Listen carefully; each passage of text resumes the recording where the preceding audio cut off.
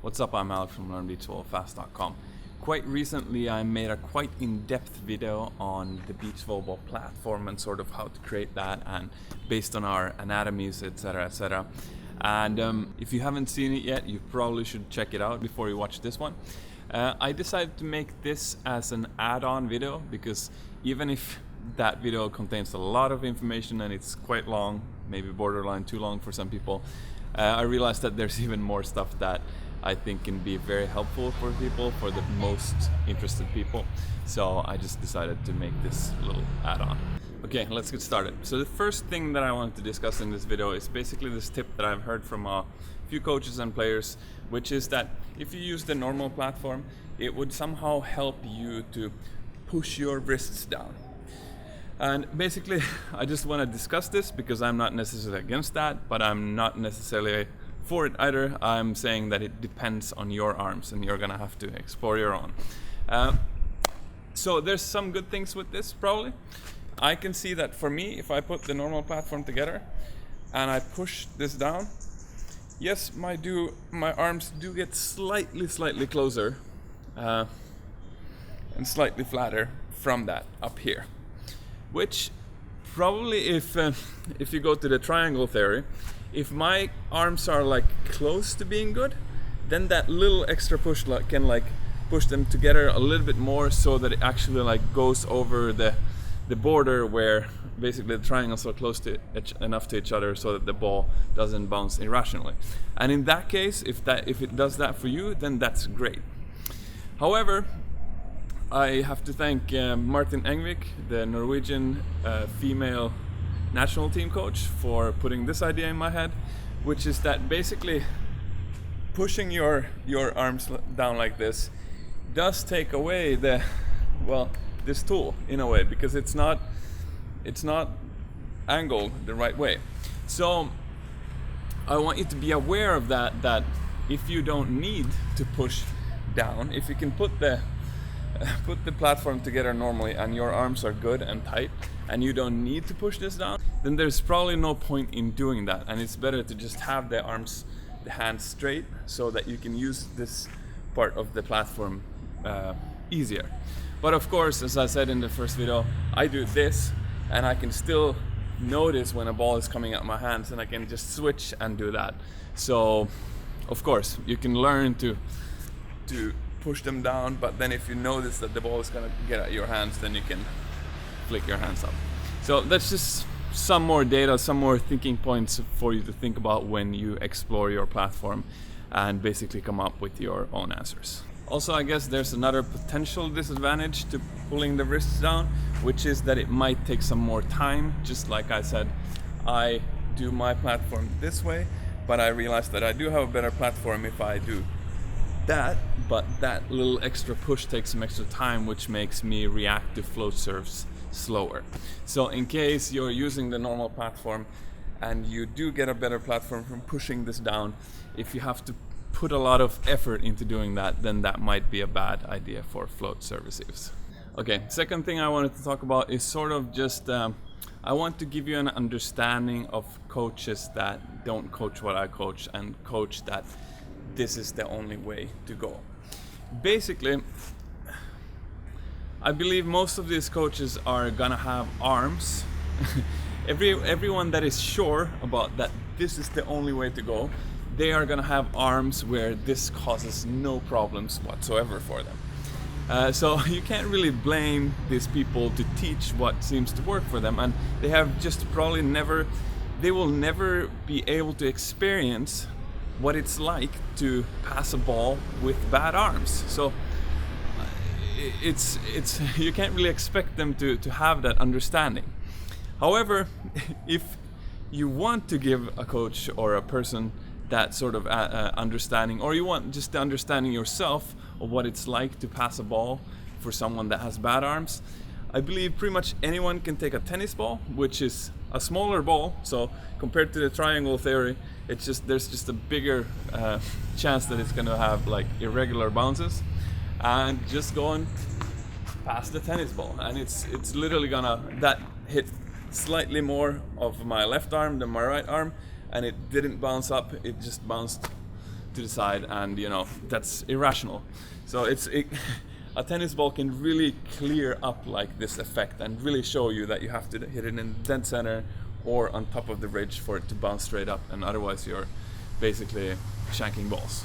So if you ever end up in any arguments about this with anyone that has perfect arms, you can just give them a tennis ball and maybe they'll understand you. Okay, and third point in your platform exploration of your own platform is basically another theory which I also hear every now and then, and I also hear it from Martin Anglich, is that basically the bony parts of your arms, they do bounce the ball better. Like the ball bounces better from your bony parts than fleshy parts. So there might be, and power takes time to generate.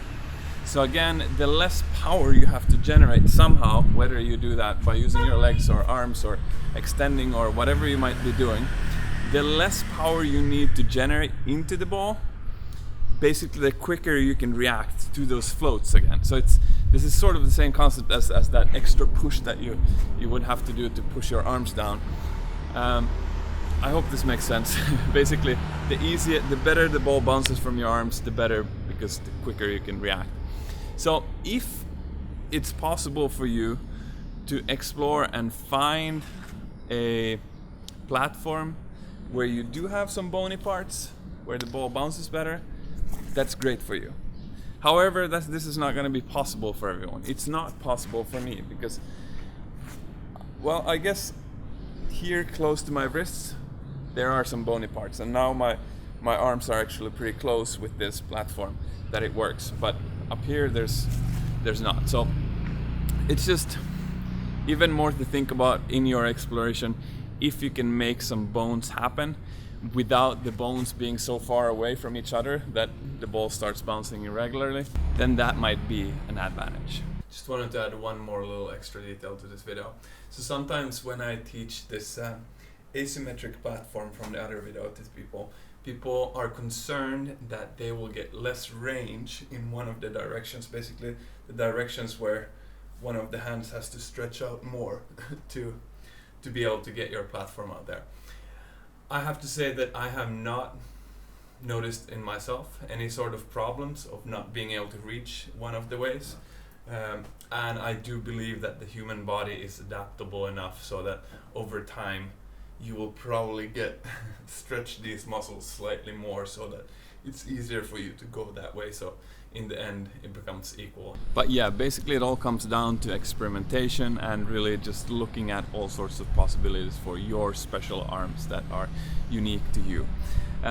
Last summer, for example, I was coaching a guy that had some sort of shoulder problem. He was missing a tendon, which basically meant that he couldn't lift one of his shoulders up properly, which meant that he had to sort of lift one arm up with the other. And his platform was completely different and his solutions were completely different from everybody else. So this is really a case by case type of thing. But now at least you're armed with hopefully a wider bank of ideas on how to explore it, and hopefully that will give you better answers. Of course, if you are the type of person that really always wants the best and the best answers, I'm available for coaching. I can help you guide through, and basically with the access of mind, brain plus yours, we can try to figure out the absolute best way for your arms.